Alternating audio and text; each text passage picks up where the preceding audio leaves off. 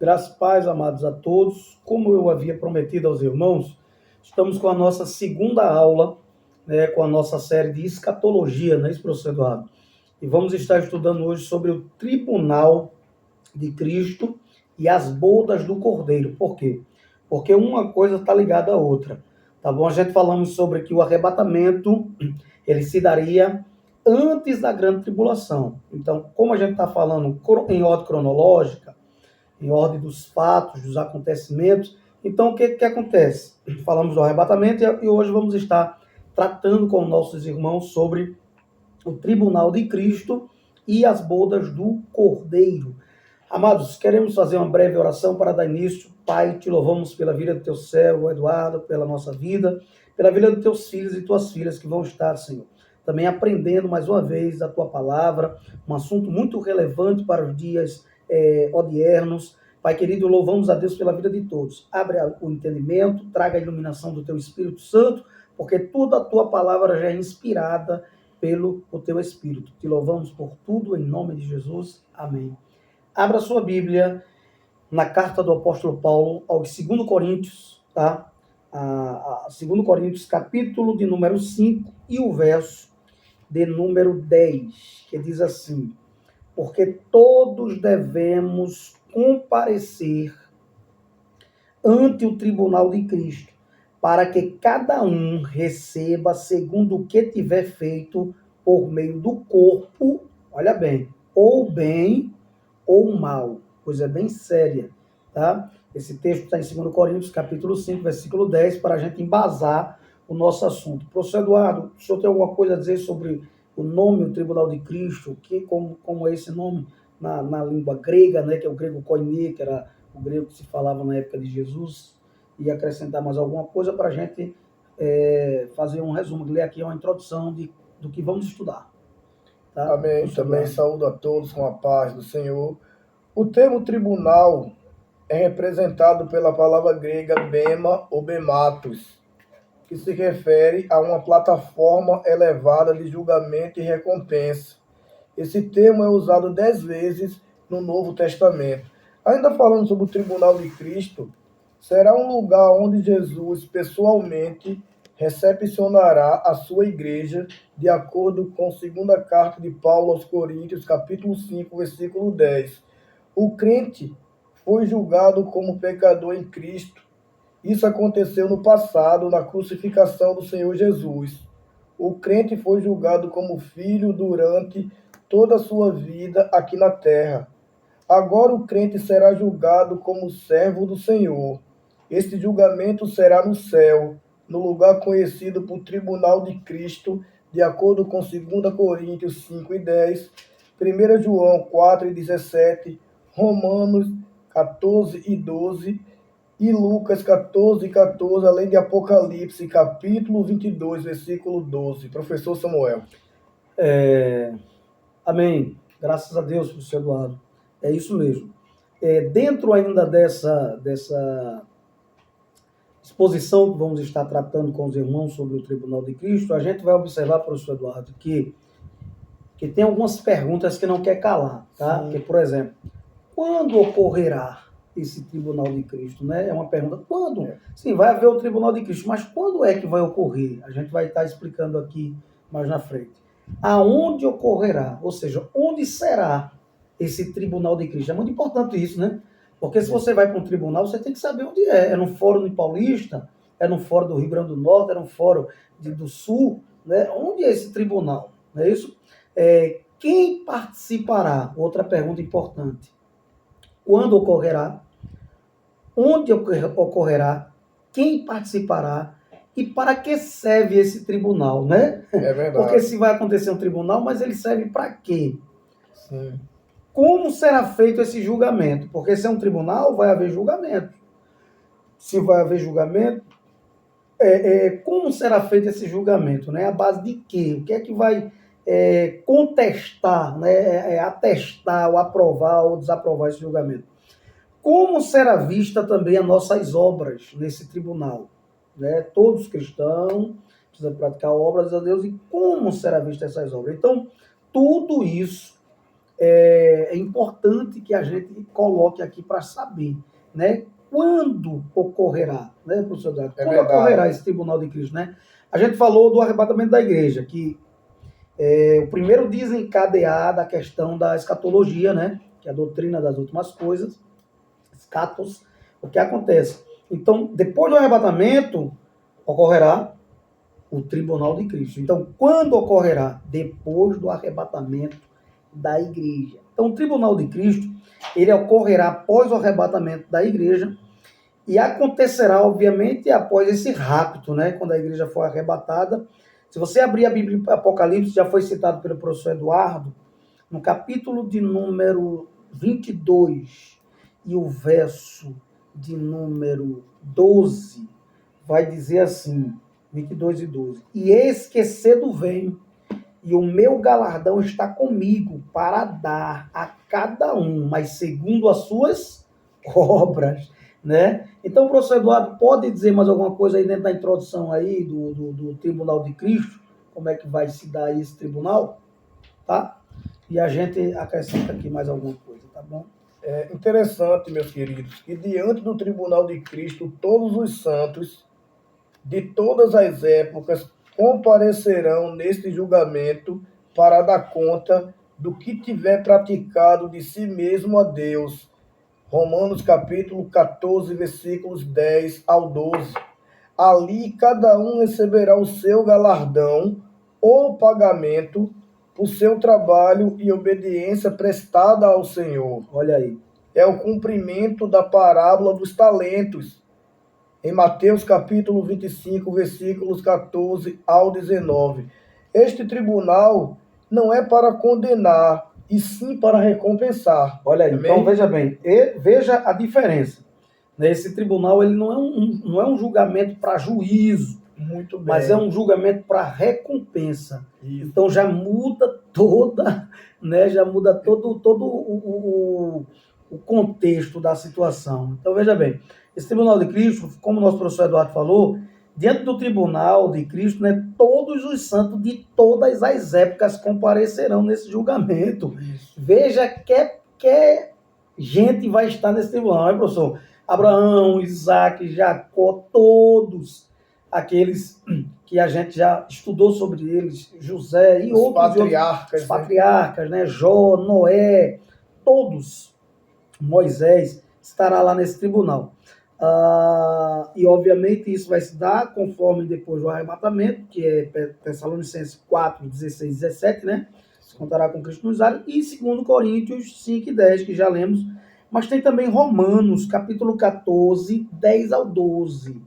Romanos, capítulo, eu gosto de ler para a gente embasar o que está falando e expor para os irmãos. 14, 10 ao 12 diz assim: mas tu, por que julgas teu irmão? Ou tu também, por que desprezas teu irmão? Pois todos havemos de comparecer ante o tribunal de Cristo. Olha bem. Porque está escrito, pela minha vida, diz o Senhor, todo joelho se dobrará diante de mim e toda língua confessará a Deus. De maneira que cada um de nós dará conta de si mesmo a Deus. Olha, eu não vou dar conta do que meu professor Eduardo fez, meu irmão Eduardo fez, de jeito nenhum.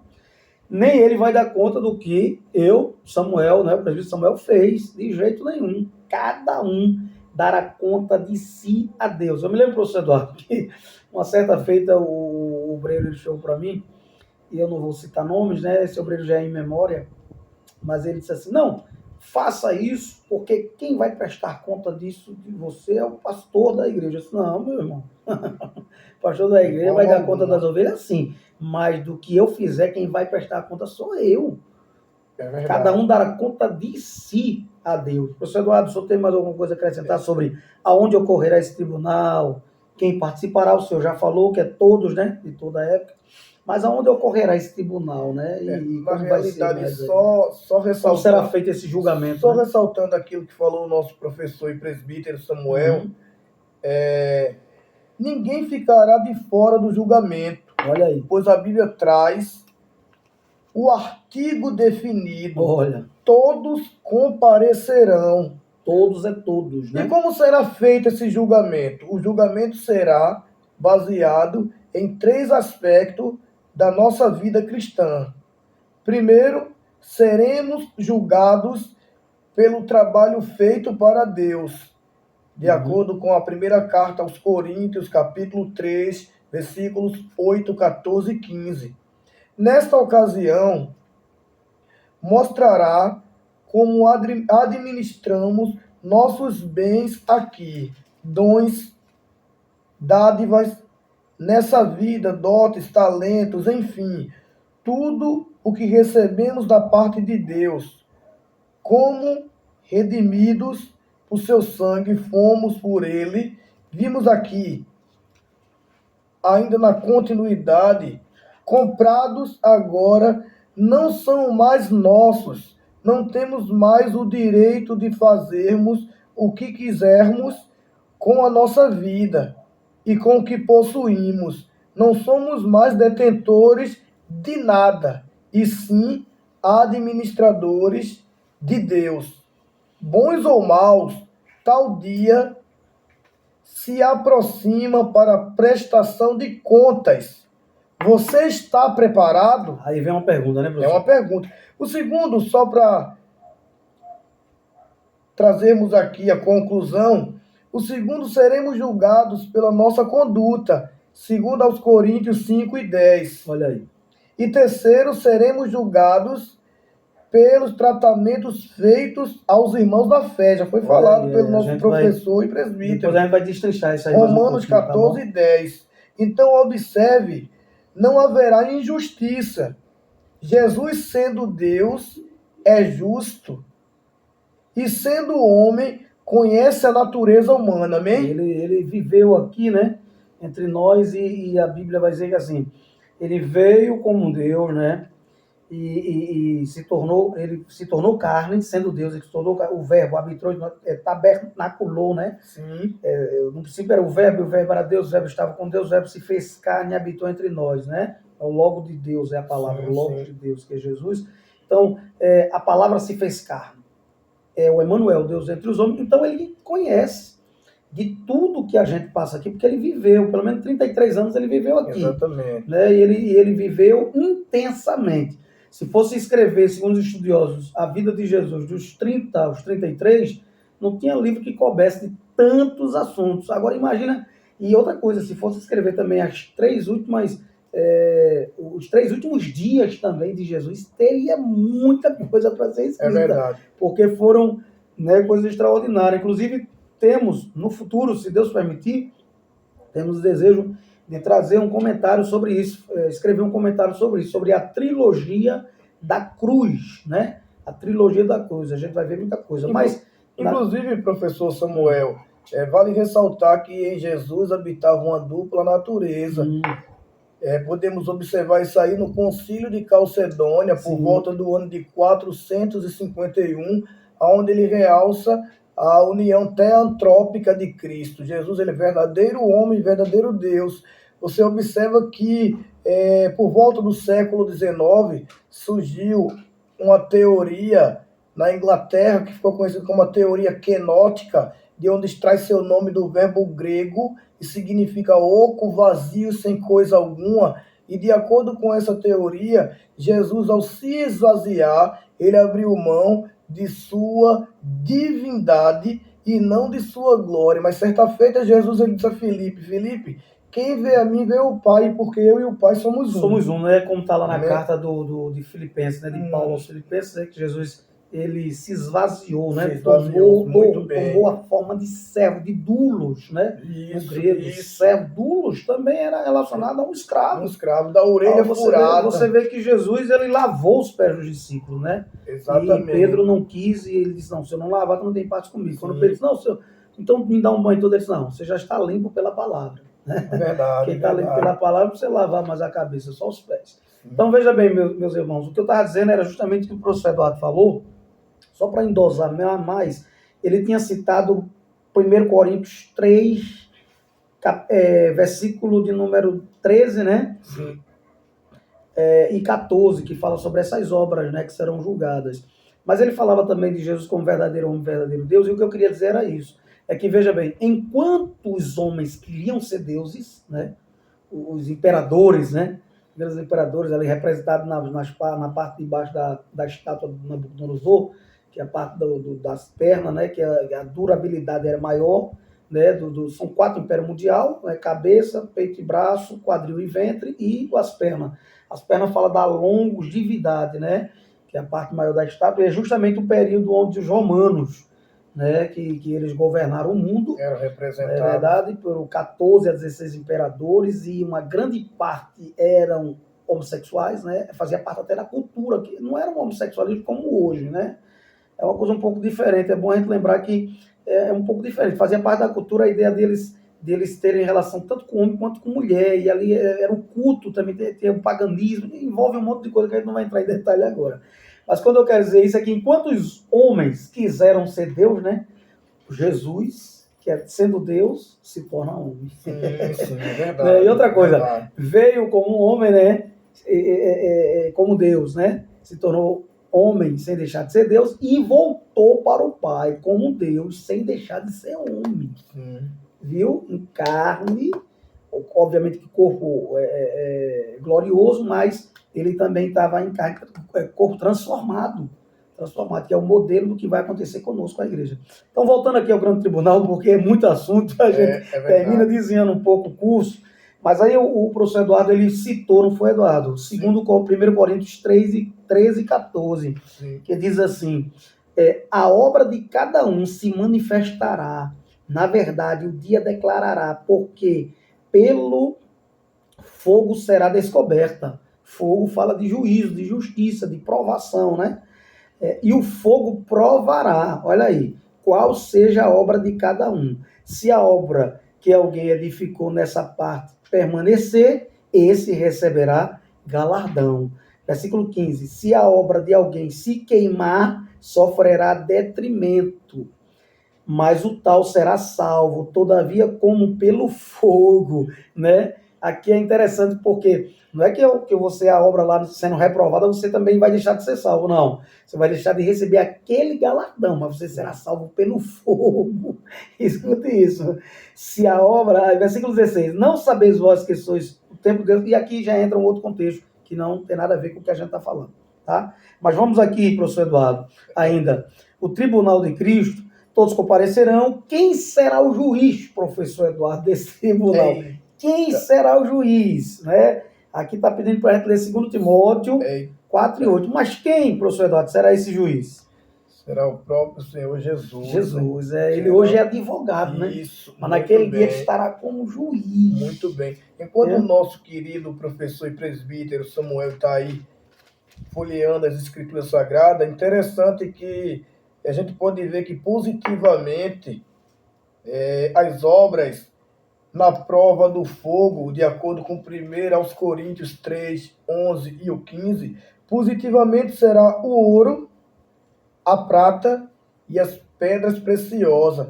A pedra preciosa aí, quando são realizadas no Espírito Santo, em Filipenses 3 e 3. Negativamente será a madeira, que é uma representação das obras do homem, natural e carnal. Sim, Lucas capítulo 6, né, versículo 32 ao 34, e 1 aos Coríntios 3 e 3.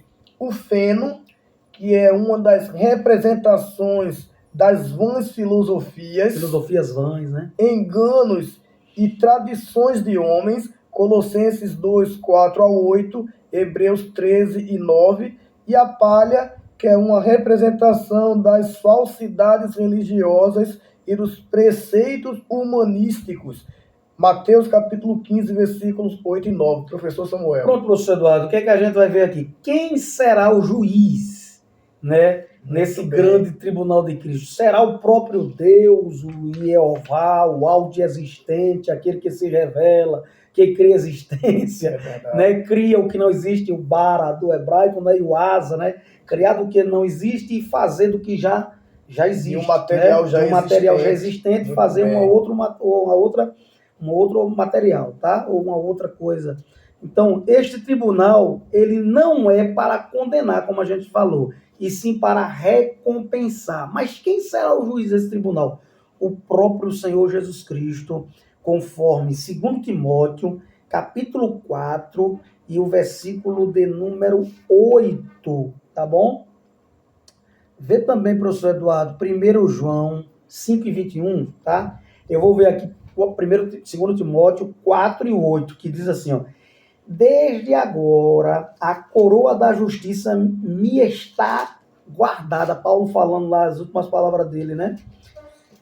A coroa da justiça me está guardada, a qual o Senhor, justo juiz, olha bem, o justo juiz, me dará naquele dia. Que dia? No dia do grande tribunal de Cristo. Paulo está falando sobre o grande tribunal de Cristo.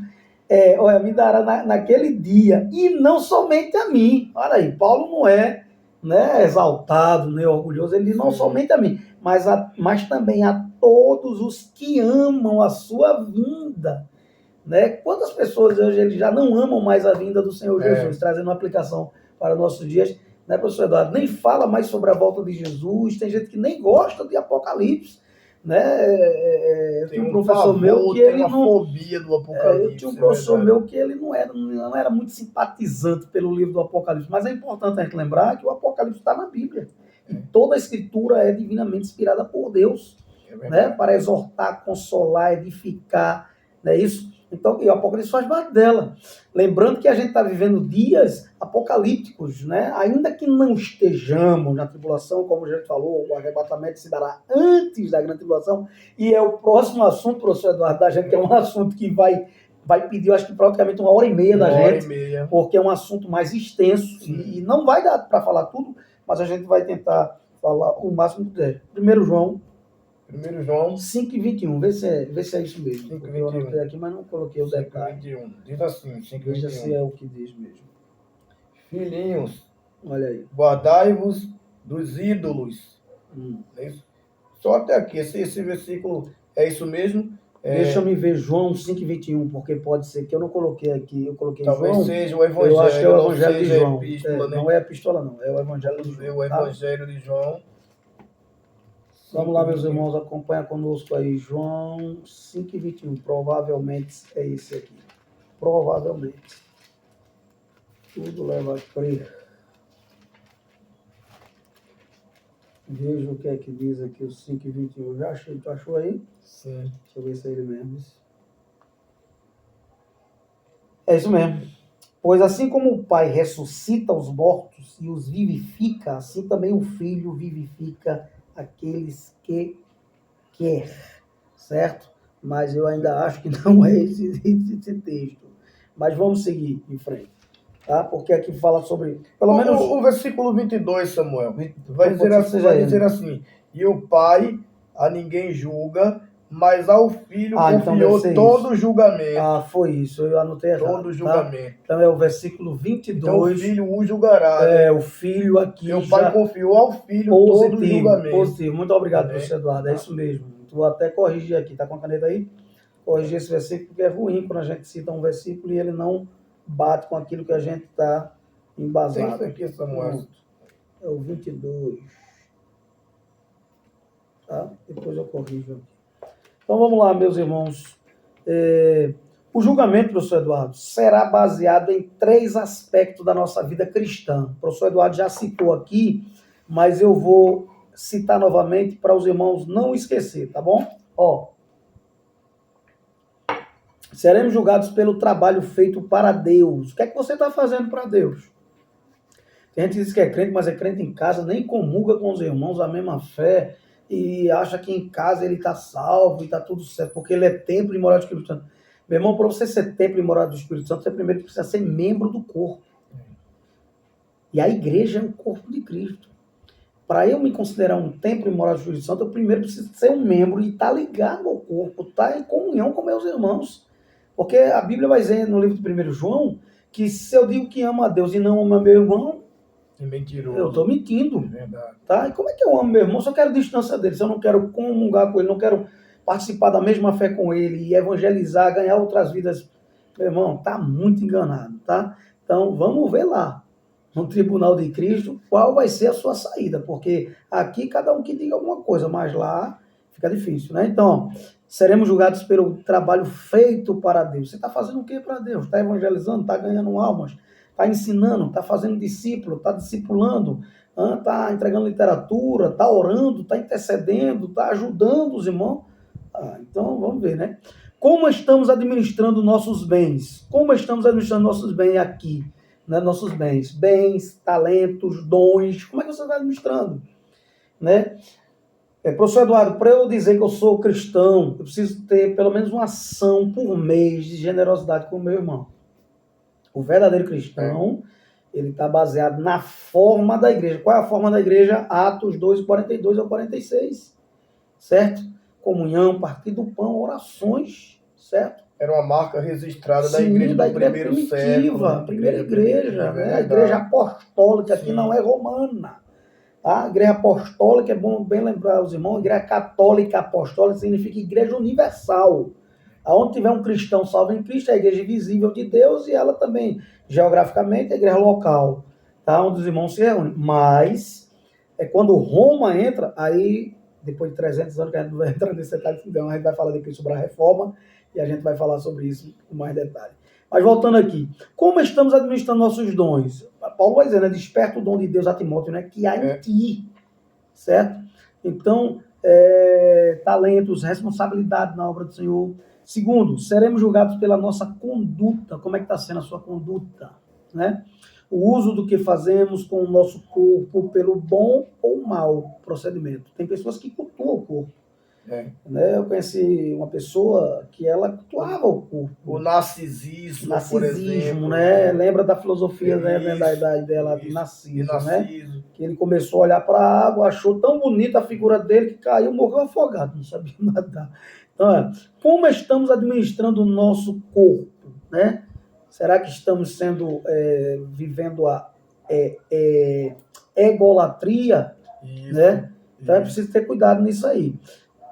Terceiro lugar, seremos julgados pelo tratamento feito com os irmãos. Se você abrir a sua Bíblia em Romanos, no capítulo de número 14, eu gosto, professor Eduardo, de ler, versículo 10 e 12.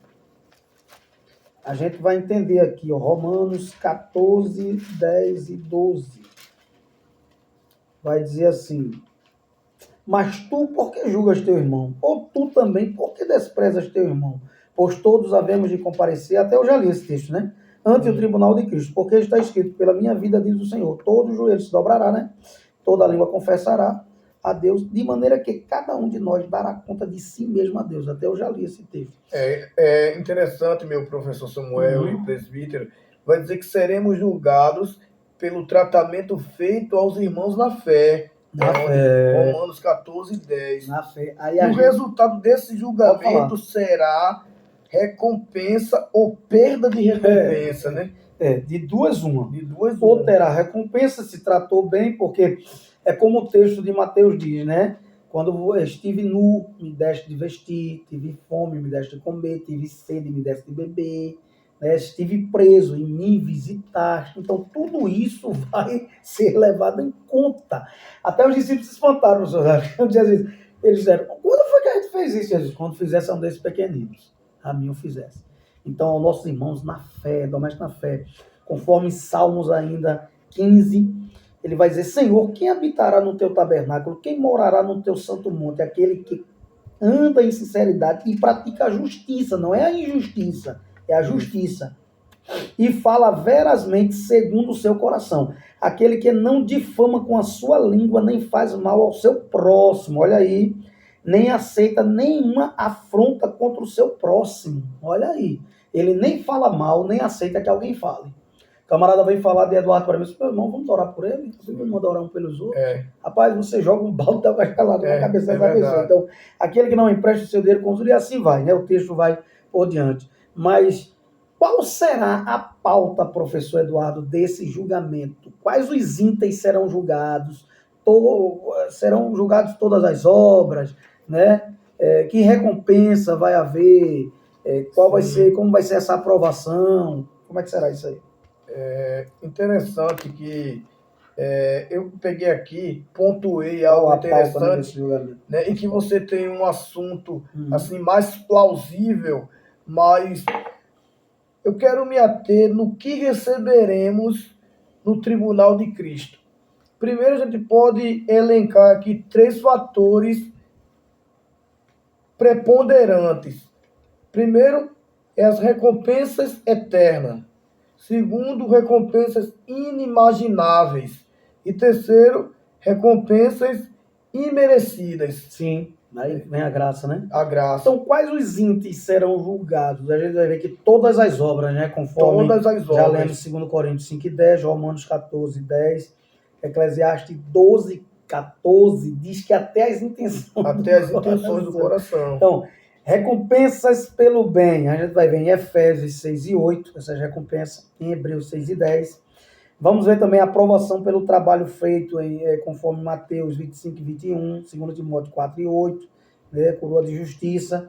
Vamos ver também, haverá cobranças e constrangimento pelas negligências, haverá também nesse tribunal, ainda que a pessoa será salva pelo fogo, mas haverá cobrança, porque tem obra que vai ser palha, vai ser queimada. A palavra grega para esse tribunal, professor Eduardo, e recompensa, seria que palavra grega? Seria? A palavra grega aí seria a palavra faneros, que é um termo grego, né? Ele é usado para recompensa, significa tornar público Isso. ou conhecido de todos. Por exemplo, hoje as minhas obras Deus sabe, né? Mas naquele dia ela vai ser tornada público. Sim. Aí é onde muitas pessoas, né, imaginam um grande telão, né? Como um data show. Não é isso? Verdade. Quando eu era criança eu pensava assim também, quer dizer, eu pensava assim mesmo antes de existir o data show, que a gente não sabia o que era data show ainda, né? Eu me lembro que o primeiro aparelho era chamado, meu sogro tem lá ainda hoje, é um episcópio, que é um aparelho que você liga e ele clareia, aí você bota a imagem dentro e ela aparece lá na parede. Eu dei até uma aula no Castelo Branco, da nossa escola aqui, com ele numa feira de ciência. Então, comparecer vai ser conhecido diante de todos. As palavras que dizemos também serão julgadas. Vitória sobre o velho homem, teremos. Vamos ser, a pauta de julgamento também é por haver suportado as provações aqui, por ganhar almas para o reino de Cristo, por apacentar também o rebanho de Deus, que aí já cabe aos pastores da igreja. Vamos ler esse texto para você entender aí, que obviamente alguém que prega